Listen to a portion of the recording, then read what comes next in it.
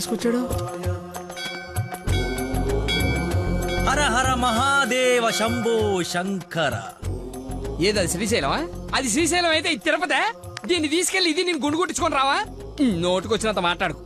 అవును, శ్రీశైలం కాదు, అంతకు మించి శివుడు లింగంలోకి ఉద్భవించిన ప్రదేశం, ఆయన నేల మీద మొట్టమొదటిసారి కాలు మోపిన పుణ్యస్థలం. వినండి, ఆ శివనామ స్మరణతో నేల పులకరించిపోతుంది. ఎంతో పుణ్యం చేసుకుంటే గాని పున్నమి రోజు ఈ టైంలో స్వామి దర్శనం కోసం మనం ఇక్కడ ఉన్నాం. వెంకటేశ్వర స్వామి తిరుపతిలో బిజీగా ఉండటం వల్ల అప్పుడప్పుడు చిలుకూరు వచ్చినట్టు, శ్రీశైలంలో భక్తుల రద్దీ పెరగడం వల్ల సతమతమై శివుడు ఇక్కడికి వచ్చి సేద తీరుతుంటాడని మీకు తెలుసా? సంవత్సరంలో 15 రోజులు మాత్రమే ఈ గుడి తెరిచి ఉంటుంది. అందుకే 2 గంటల నుంచి ఎంతగా వెతికానో తెలుసా? చెప్పండి, సంవత్సరం అంతా తెరిచుండే శ్రీశైలంకి వెళ్దామా? ఎంతో పుణ్యం చేసుకుంటే గానీ ఇక్కడికి రాని శివుని దర్శించుకుందామా? టెల్మీ టెల్మీ, శ్రీశైలం వెళ్ళిపోదాం. వద్దులక్కి, నువ్వు మా అదృష్టానివయ్యా. నన్ను తర్వాత పొగడొచ్చండి.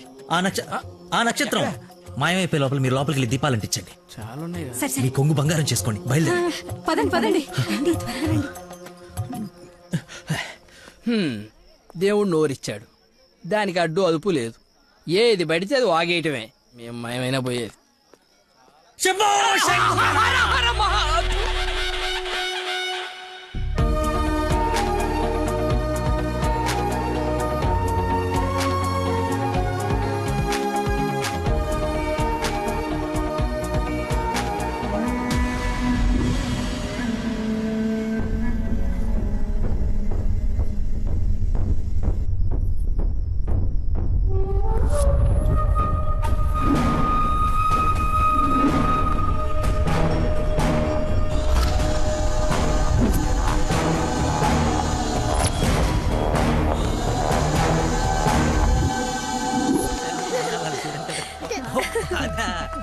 నెక్స్ట్ అంటే తీసుకెళ్తాను.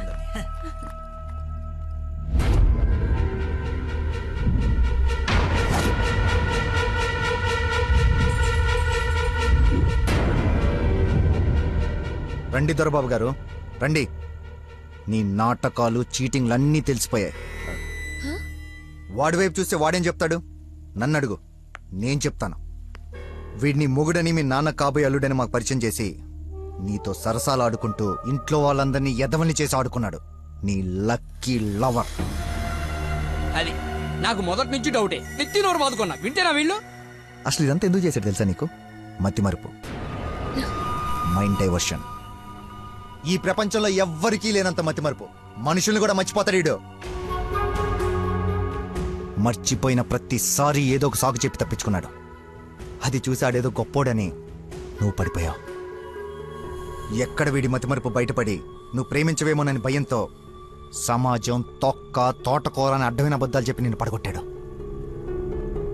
వీడికి మతిమరుపు ఏ రేంజ్లో ఉందో ఫుల్గా ఎక్స్పీరియన్స్ ఉన్న ఏకైక వ్యక్తి మీ నాన్న. చెప్పండి అంకుల్. ఎవడికో బ్లడ్ పోయి మర్చిపోయి నీ వాళ్ళకిచ్చాడు. దాంతో నువ్వు ఫ్రెండ్షిప్ చేసావు. ఆ ఫ్రెండ్షిప్ని అడ్డం పెట్టుకుని నిన్ను ప్రేమలో దింపి పెళ్లి దాకా తీసుకొచ్చాడు. ఎక్కడ అంకుల్ రిజెక్ట్ చేస్తాడో అన్న భయంతో నీతోనే రికమెండ్ చేయించుకొని పనిలో జాయిన్ అయ్యాడు. ఒక్కసారి గతం గుర్తు తెచ్చుకో, వీడి బాగోతం మొత్తం తెలుస్తుంది.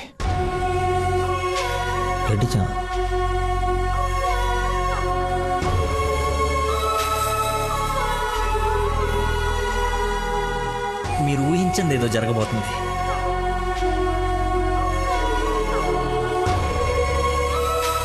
ఏంటి అందరు కలిసి శ్రీశైలం టెంపుల్కి వెళ్ళొచ్చారా? లేదండి, ఆ పేరు చెప్పి ఎక్కడికో తీసుకెళ్లాడు. అటు తిప్పి ఇటు తిప్పి దారి మర్చిపోయి శివుడు శివరాత్రిని కబులు చెప్పి తీసుకొచ్చాడు. వీడితో గనక నీకు పెళ్ళేరే హనీమూన్కి ఎక్కడికన్నా వెళ్తే అక్కడ రోడ్డు మీద మర్చిపోయి వచ్చేస్తాడు. ఏం చేద్దాం వీడిని? ఏం చేద్దాం అంకుల్? ఓ వారం రోజులు లోపలేస్తున్నావు మన జోలికి రాడు. చెప్పనందు, ఏం చేద్దాం చెప్పు. అతను చెప్పింది నిజమేనా?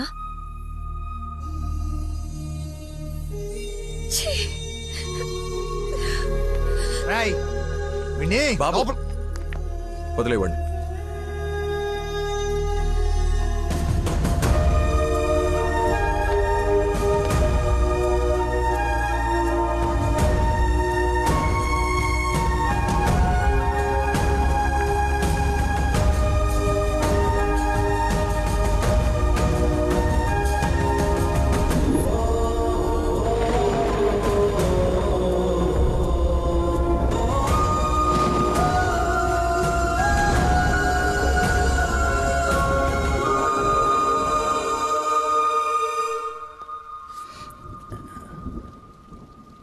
ఏంట్రా చెప్పేసావా? నీ నోట్లే ఆగదుగా. అమ్మా ఆకలేస్తుంది, అన్నం పెట్టు. ఏముండవు? ఉప్పు చేప పప్పుచారు.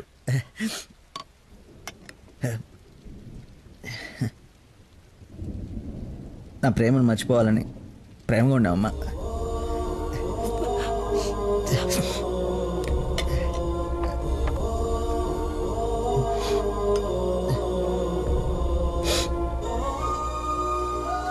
Mohammed చీగుట్టిన తిన్నానంటే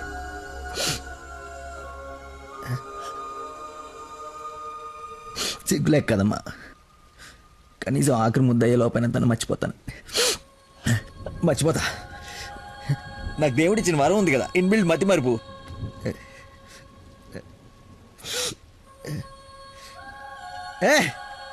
super shot. Rohit Sharma century చేశాడా? ఈ మ్యాచ్ గెలిస్తే సెమీఫైనల్కి వెళ్ళిపోయినట్టుగా. రన్ రేట్ వల్ల కావట్లేదు మా.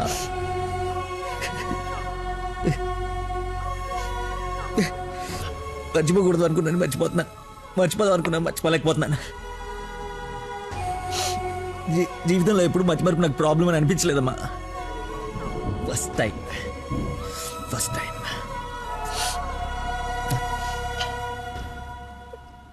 అమ్మా. నేను మతి మర్చిపోండి కానీ మోసగాన్ని కానమ్మా.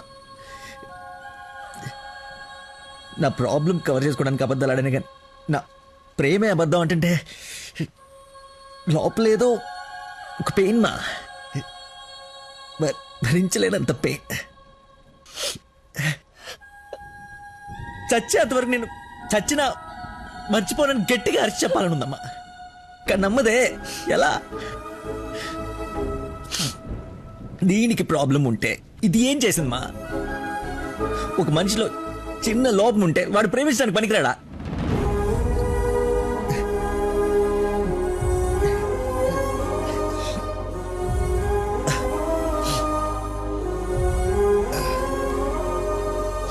నువ్వే కరెక్ట్ నాన్న, నువ్వే కరెక్ట్.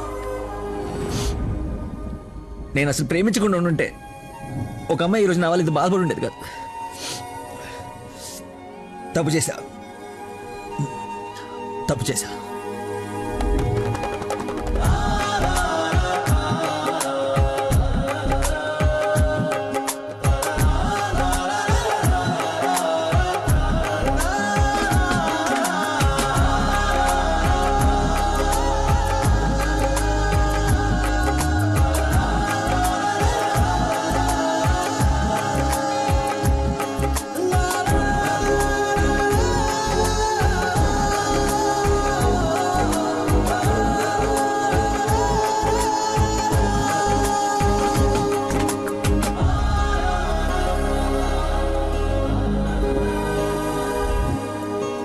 నాన్న, ఈ ఫ్రూట్స్ అయినా తినరా.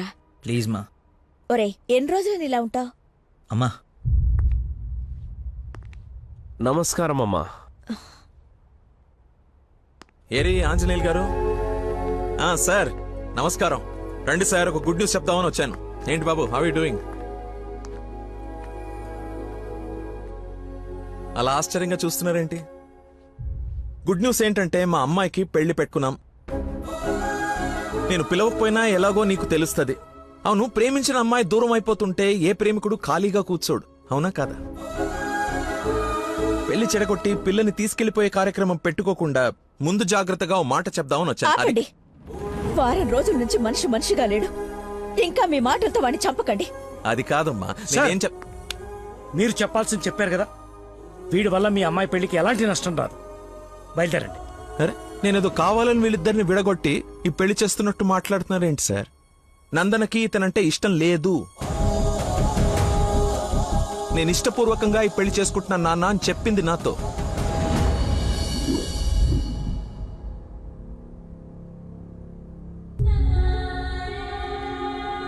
మీ ఇష్టం నాన్న. శుభం. ఇదిగో తాంబూలాలు తీసుకో. ఏమ్మా, తీసుకోనా? మళ్ళీ తర్వాత నన్ను అనకు. లేదు నాన్న, మీ ఇష్టం. అలా అనద్దు. నీకు వీడినిచ్చి పెళ్లి చేయడం నాకు అస్సలు ఇష్టం లేదు. నా కల్లుడంటే వాడే లక్కీ. వాడు నీ మీద చూపించిన ప్రేమకు ఫిదా అయిపోయి అభిమానం అయిపోయానమ్మా. అంకుల్ ఒక్క నిమిషం అయ్యా, మాట్లాడుతున్నాను కదా. ఇది తండ్రి కూతురు మధ్య జరుగుతున్న డిస్కషన్. తనకి కరెక్ట్ భర్తని తీసుకురావాలని ఓ తండ్రి పడే తపన తనకి తెలియాలి కదా. Please don't interfere please. నువ్వు వాడిలో ఏం చూసి ప్రేమించావో నాకు తెలియదు, కానీ నిన్ను మాత్రం అణువు చూశానమ్మా వాడిలో. నువ్వు చూడలేని ప్రేమ, నేను చూసిన ప్రేమ ఏంటో తెలుసా? మొట్టమొదట హాస్పిటల్లో ఐ లవ్ యూ చెప్పినప్పుడే వాడిని చూసా.